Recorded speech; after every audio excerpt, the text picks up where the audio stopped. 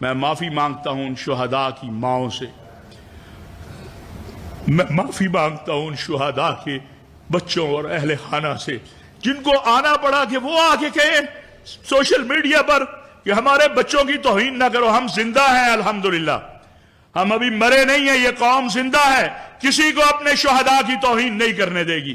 میں اس ماں کو جو کل رات کہہ رہی تھی کہ بتاؤ کتنے پیسے چاہیے تمہیں، میں نے بیٹا شہید کروایا ہے، تم بتاؤ میں تمہیں پیسے دیتی ہوں۔ اگر پیسوں سے بیٹے تولے جاتے، یہ پیسوں سے نہیں تولے جاتے، یہ اس بات پر بلیو رکھتے ہیں کہ شہادت ہے مطلوب و مقصود و مومن، نہ مال غنیمت نہ کشور کشائی، یہ میرے اور آپ کے بھائی اور بیٹے ہیں، یہ میری فوج ہے، ہمیں اس پہ فخر ہے اور ہم اس پر فخر کرتے ہیں۔ اور میری فوج کے جوانوں کی 42 لاشیں ان کے گھروں جا رہی تھی اس وقت۔ اگر آپ شہداء پہ بات کریں، غازیوں پہ بات کریں، آپ کو تو چاہیے آپ ان کا حوصلہ بڑھائیں، ان کی ہمت بڑھائیں۔ کیسے میں اس کی توہین کروں جو میں سوتا ہوں اور میرے لیے اپنی جان دے کے قربان ہو جاتا ہے؟ ان شہیدوں کے خون کی وجہ سے آج وطن عزیز پاکستان کو اللہ نے وہ مقام دیا ہے کہ پوری دنیا پاکستان کی طرف دیکھ رہی ہے۔ آپ عالمی امن کے، یعنی آج دنیا اسلام آباد اور پاکستان کو ارض الامن کہہ رہی ہے، لینڈ آف پیس کہہ رہی ہے۔ تو یہ میری فوج کے جوان جو سرحدوں پہ کھڑے ہیں، میری پولیس کے جوان جو سڑکوں پہ کھڑے ہیں، یہ کیا کوئی اپنے بیٹے کو کروڑوں اربوں روپے کسی ماں کو دے دیں آپ کہ اپنا بیٹا دو، میں نے اس کو گولی مارنی ہے، وہ اپنا بیٹا پیش کرے گی؟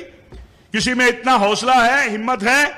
میرا جوان تو اگر آپ جی ایچ کیو سے کسی وقت وہ آئی ایس پی آر بتائے کہ سیاچین جہاں جسم کا کوئی حصہ اس لباس سے باہر نکل جائے شل ہو جاتا ہے، وہاں جانے کے لیے کس طرح درخواستیں دی جاتی ہیں کہ ہمیں وہاں جانے کی اجازت دی جائے، ہم وہاں جانا چاہتے ہیں۔ تو یہ ہمارے سلامتی کے ادارے، ہماری پولیس، ہماری فوج، ہم یہ گزارش کریں گے بہادر طریقے سے پورے یہ تمام مکاتب فکر کے علماء مشائخ کی طرف سے کہ سیاستدان مہربانی فرمائیں، سیاست میں بھی متشددانہ رویے ختم ہونے چاہیے۔ آپ علماء کو تو کہتے ہیں ہم نے تو کر دیے، سارے بیٹھے ہوئے ہیں، لیکن اپنی سیاست کے لیے اس وقت جب میری پولیس، ایف سی اور میری فوج کے جوانوں کی 42 لاشیں ان کے گھروں جا رہی تھی اس وقت، اگر آپ شہداء پہ بات کریں، غازیوں پہ بات کریں، آپ کو تو چاہیے آپ ان کا حوصلہ بڑھائیں، ان کی ہمت بڑھائیں، ان کے ساتھ کھڑے ہو جائیں۔ اور الحمدللہ ہم روز اول سے اس پہ یقین رکھتے ہیں کہ یہ پاکستان آپ دیکھ لیں جہاں فوج مضبوط نہیں تھی اور جہاں اس طرح کی صورتحال آئی، ان اسلامی ممالک کا حال بھی دیکھ لیں کیا ہے۔ اور آج آپ کا کہ مارکہ حق کی کامیابی کے بعد پوری دنیا میں پاکستان اور پاکستان کی بات ہو رہی ہے۔ ابھی ایران امریکہ مذاکرات، پاکستان کی بات ہو رہی ہے۔ اگر اس امت کو ایک رکھا ہے، میں یہ ذمہ داری کے ساتھ کہہ رہا ہوں، تو وہ آپ کی قیادت نے مسلم عرب دنیا اور ایران کے درمیان تصادم نہیں ہونے دیا۔ آپ کے فیلڈ مارشل، آپ کے وزیر اعظم، آپ کے پریزیڈنٹ، آپ کے علماء، یہ جو وحدت اور اتحاد کا قافلہ ہے، ہم سمجھتے ہیں اور یہ بات کہنا چاہتے ہیں کہ سیاست کے میدان میں سیاست کیجئے، اپنے ملک کے ان بچوں کو، اپنے بیٹوں کو۔ اس فوج میں کون ہے؟ کوئی بنگلہ دیش سے آیا ہے یا افغانستان سے آیا ہے یا تاجکستان؟ یہ میرے اور آپ کے بھائی اور بیٹے ہیں، یہ میری فوج ہے، ہمیں اس پہ فخر ہے اور ہم اس پر فخر کرتے ہیں۔